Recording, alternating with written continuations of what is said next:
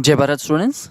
आज हम chapter number 11 का लेक्चर नंबर 4 जो है वो स्टार्ट करने वाला है, जिसमें हम कॉनिक सेक्शन जो है उसका डिस्कशन करेंगे। तो सबसे पहले हमने दो लाइन ले ली है। फर्स्ट लाइन जो है उसको एल बोल दिया है और दूसरी इंटरसेक्टिंग लाइन जो है उसको मैंने बोल दिया एम। उसके बीच का एंगल जो है वो है अल्फ़ा एंड वी जो है वो है इंटरसेक्शन पॉइंट। ठीक है। अब मैं क्या कर रहा हूँ, ये एम लाइन जो है ना, इस लाइन के रिस्पेक्ट में उसको रोटेट करता हूँ।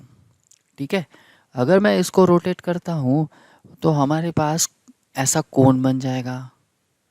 ठीक है। अब जो लाइन एम है उसको हम बोलेंगे जनरेटर, क्योंकि वहाँ से हमारा कोण जनरेट हो रहा है तो उसको बोलेंगे जनरेटर। अब ये लाइन एल जो है उसके रिस्पेक्ट में रोटेट किया है, सो इसको हम बोल देंगे एक्सिस। इसको अपर हम बोलेंगे अपर नेपी, इसको हम बोलेंगे लोअर नेपी, और वी जो है वो हो जाएगा वर्टेक्स। ठीक है। तो ये हो गई हमारे कॉन की बात। अब एक प्लेन लेते हैं और वो प्लेन जो है उसको हम प्लेन एंड ये कोन का इंटरसेक्शन लेते हैं। अब ये प्लेन जो है हमारा एक्सिस जो है उसके साथ कोई एंगल बना रहा है बीटा। ये एंगल हमारा अल्फ़ा है। अल्फ़ा क्या है? जनरेटर एंड एक्सिस के बीच का एंगल। अब हमने एक प्लेन ले लिया है और वो प्लेन जो है एक्सिस के साथ बीटा एंगल बना रहा है। अब जैसे जैसे बीटा जी जो है वो चेंज होता जाएगा वैसे वैसे हमारा कॉनिक सेक्शन जो है वो चेंज होता जाएगा। कॉनिक सेक्शन इसको इसीलिए बोला है कि यहाँ पे हमने क्या किया है, intersection of cone and plane लिया है। तो कोन के इंटरसेक्शन से जो मिल रहा है, जो कर्व मिल रहा है, उसको हम बोलेंगे कॉनिक सेक्शन। ठीक है। तो अब ये बीटा जो है अगर 90 डिग्री हुआ तो फिगर कुछ ऐसा बन जाएगा। अगर ऐसा फिगर बना तो कोन एंड प्लेन का इंटरसेक्शन जो है वो हो जाएगा हमारा सर्कल। ठीक है। पर सर्कल कब बनेगा? सर्कल कब बनेगा? अगर beta is equals to 90 degree हो तब। अब क्या करते हैं, बीटा की वैल्यू जो है 90 से कम करते हैं। बीटा की वैल्यू जो है वो 90 से कम करते हैं पर अल्फ़ा से लार्जर रखते हैं। तो उस टाइम हमारी फिगर कुछ ऐसी हो जाएगी, थोड़ा स्लांट हो जाएगा ये प्लेन। ठीक है। 90 डिग्री नहीं है तो थोड़ा स्लांट हो जाएगा। तो इस केस में जो बना वो बन जाएगा हमारा एलिप्स। ठीक है। अब फिर से एंगल चेंज करते हैं। एंगल में मैंने ऐसा किया कि यहाँ पे अल्फ़ा एंड बीटा की वैल्यू जो है वो सेम रख दी। अल्फ़ा एंड बीटा की वैल्यू जो है वो सेम रख दी, बट दोनों ही जो है लेस देन 90 है। ओके। तो इस टाइम जो बनेगा वो बन जाएगा हमारा पैराबोला। क्या बन जाएगा? पैराबोला। फिर से थोड़ा चेंज किया, यहाँ पे मैंने बीटा की वैल्यू जो है वो अल्फ़ा से स्मॉलर ले ली और दोनों ही एंगल जो है वो 90 से स्मॉलर है। तो उस टाइम यहाँ पे एक ऐसा कर्व बनेगा और ऊपर की साइड एक ऐसा कर्व बनेगा और ये जो है वो है हमारा हाइपरबोला। क्या बोलेंगे इसको? हाइपरबोला। तो बीटा की वैल्यू अगर 90 हो गई तो उस time circle, alpha less than beta less than 90 तो उस टाइम बन जाएगा ellipse. Alpha is equals to beta then बन जाएगा parabola. Beta is less than alpha less than 90 तो उस टाइम बन जाएगा हाइपरबोला। ठीक है। तो ये हो गए हैं हमारे कॉनिक सेक्शन। पहला कॉनिक सेक्शन है सर्कल जो हमने पढ़ लिया है। दूसरा कॉनिक सेक्शन जो है वो एलिप्स, वो पढ़ना बाकी है। बाद में है पैराबोला, पैराबोला भी पढ़ना बाकी है और हाइपरबोला वो भी पढ़ना बाकी है। तो ये हो गई हमारी बात कॉनिक सेक्शन की। अब स्टार्ट करते हैं पैराबोला। ठीक है। पैराबोला इसकी बात करते हैं। तो यहाँ पे जो कॉनिक सेक्शन मैंने बताया था अभी वही कॉनिक सेक्शन है यहाँ पे, ठीक तरह से समझना। सबसे पहले अब देखो कॉनिक सेक्शन की जो डेफिनेशन अगर निकालें, पहले हमने जो बात की वो सिर्फ कॉनिक सेक्शन कैसे बनता है उसकी बात की। अब कॉनिक सेक्शन जो है उसकी डेफिनेशन कुछ ऐसी है कि यहाँ पे हम दो दो चीज़ें कांस्टेंट ले रहे हैं, फिक्स ले रहे हैं। एक हमने ले ली है ये लाइन और दूसरा एक ले लिया है पॉइंट ए, ठीक है। अब ये पैराबोला आपको कंसिडर नहीं करना अभी। अब मैं क्या कर रहा हूँ कि पॉइंट पी वो कोई भी पॉइंट है यहाँ पे। अब इस पॉइंट से इस लाइन का डिस्टेंस, इसको हमने बोल दिया है एस, यहाँ पे ए लिखा है पर एस, यहाँ पे पी और यहाँ पे एम, ठीक है। तो ये पॉइंट पी से एस का डिस्टेंस एंड पी से लेके एम का डिस्टेंस, वो डिस्टेंस जो है वो हम ले लेते हैं ई, ठीक है। अब ये ई जो है वो अगर कांस्टेंट होता है तो ये पॉइंट पी का कलेक्शन जो है ना उसको हम बोलेंगे कॉनिक्स। फिर से मैं बोलता हूँ, मैंने एक पॉइंट, एक लाइन फिक्स कर दिया है। अब मैं प्लेन के ऐसे पॉइंट कलेक्ट करता हूँ जिसका एस से डिस्टेंस एंड एम से डिस्टेंस मीन्स लाइन से डिस्टेंस जो है वो कांस्टेंट हो, उसको हम बोलेंगे कॉनिक्स। अगर ऐसा हो गया कि ई की वैल्यू 1 है तो वो बन जाएगा पैराबोला, ठीक है, पैराबोला। अगर ई की वैल्यू जो है वो 1 से स्मॉलर एंड 0 से लार्जर तो वो बन जाएगा हमारा एलिप्स।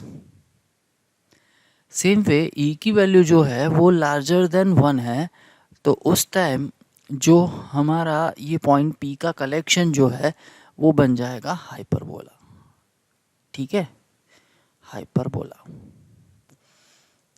तो यहाँ पे हमने ऐसा पॉइंट पी निकाला, पॉइंट पी का कलेक्शन निकाला। हम बात करने वाला है पैराबोला की, पैराबोला की बात करने वाला है।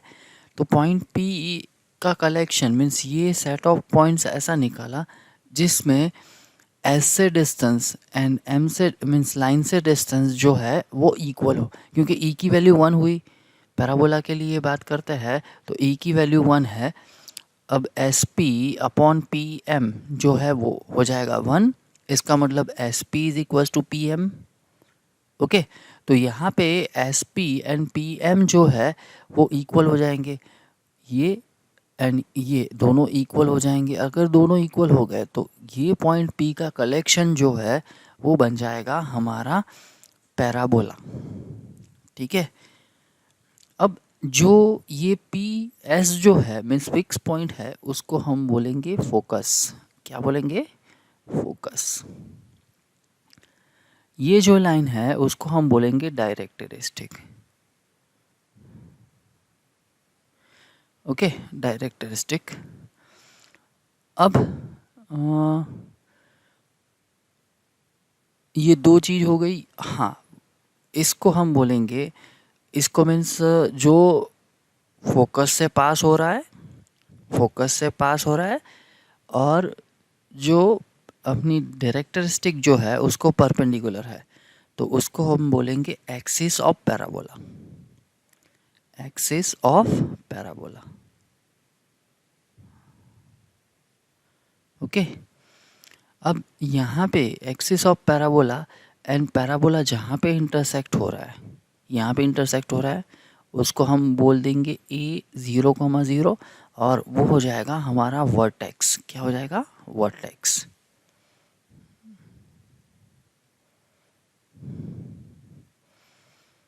क्लियर?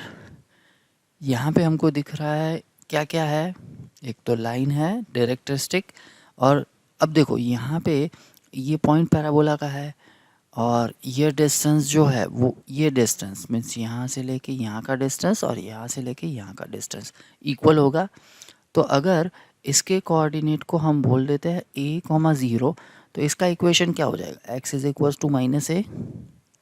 तो डायरेक्टरिस्टिक जो है उसका इक्वेशन हो जाएगा x is equal to -a, okay. बाद में जो है वो कैसा आता रहा है, यहाँ पे अगर p के कोऑर्डिनेट की बात करें तो समझ लो कि इसके इक्वेशन की जनरल इक्वेशन भी बात कर लेते हैं। ये इक्वेशन है y square is equals to 4ax, y square is equals to 4ax। अब यहाँ पे अगर a जो है वो पॉजिटिव है तो हमारा कर्व जो है वाई एक्सिस के इस साइड में आएगा, मीन्स राइट साइड में आएगा। अगर a की वैल्यू नेगेटिव है तो हमारा पैराबोला जो है वो वाई एक्सिस के इस वाले पोर्शन में आएगा। अगर ऐसा इक्वेशन है x square is equals to 4by, तो हमारा कर्व जो है वो कुछ ऐसा आ जाएगा, यहाँ पे पैराबोला बन जाएगा। ओके, और यहाँ पे भी वही है, अगर b पॉजिटिव हुआ तो अब एक्स एक्सिस के ऊपर के पार्ट में पैराबोला आएगा। अगर b नेगेटिव हुआ तो हमारा ग्राफ जो है वो एक्स एक्सिस के नीचे वाले पोर्शन में आएगा।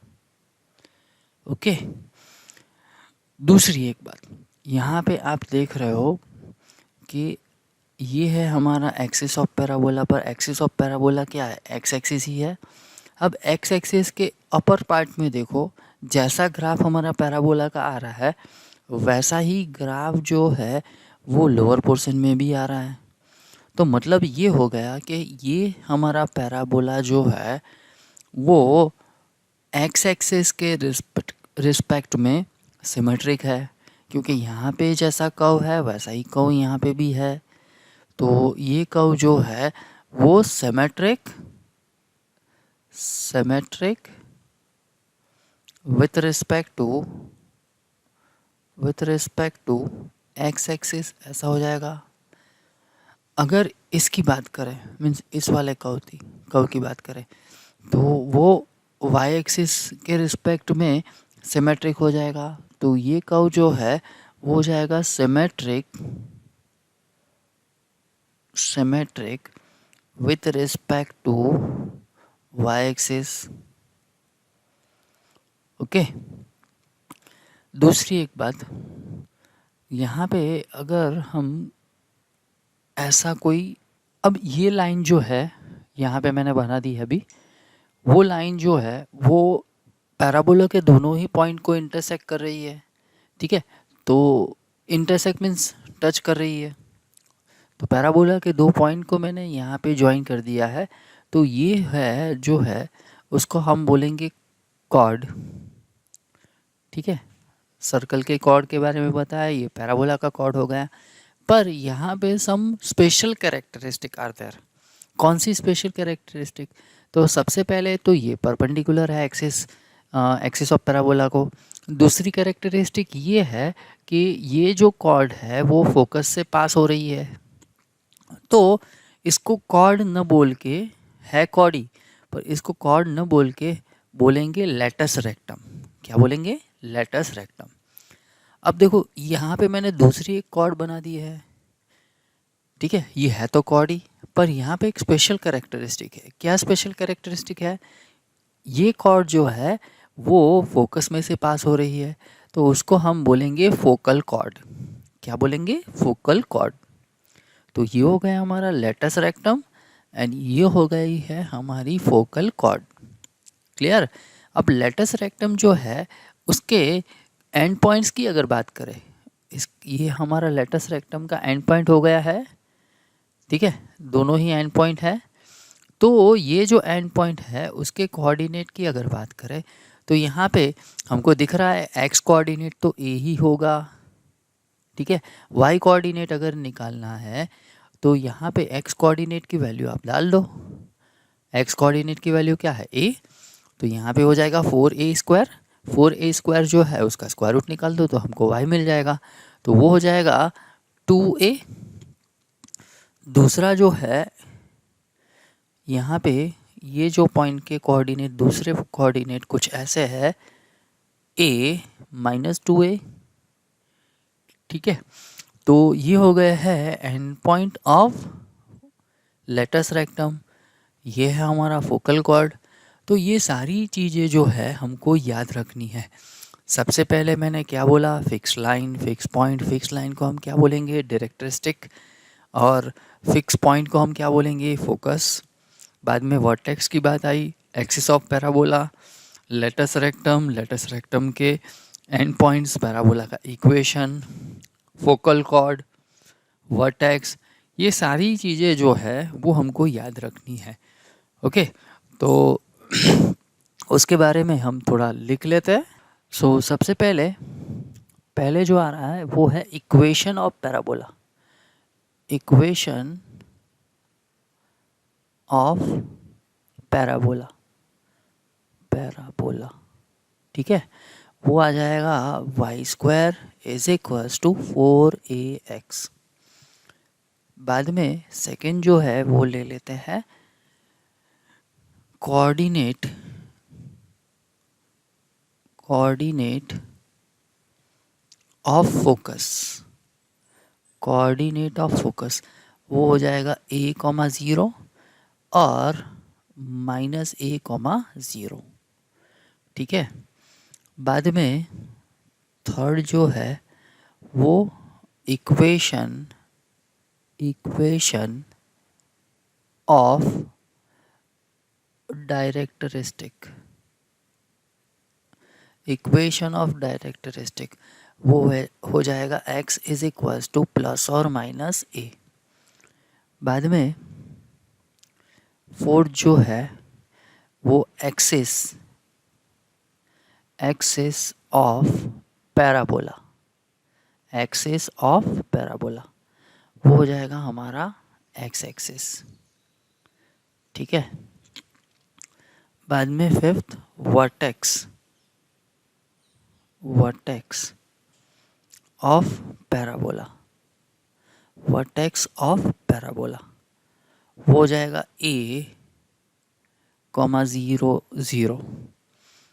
बाद में सिक्स्थ जो है वो हो जाएगा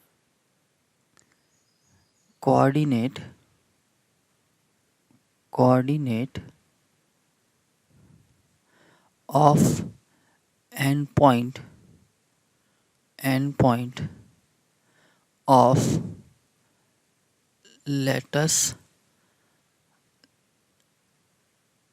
latus rectum, coordinate of latus rectum वो हम बोल देंगे a,2a and a,-2a।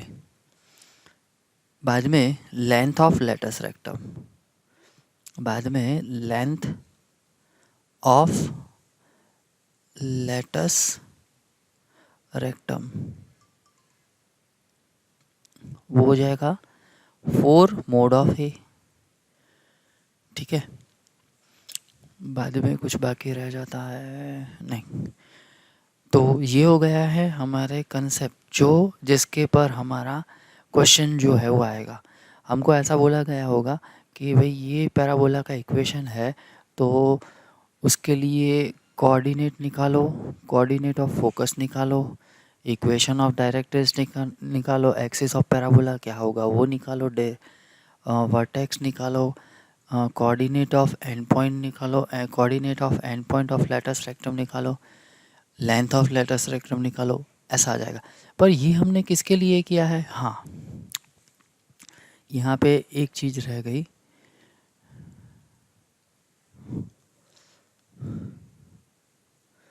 Seventh symmetricity, symmetricity, symmetricity हो जाएगी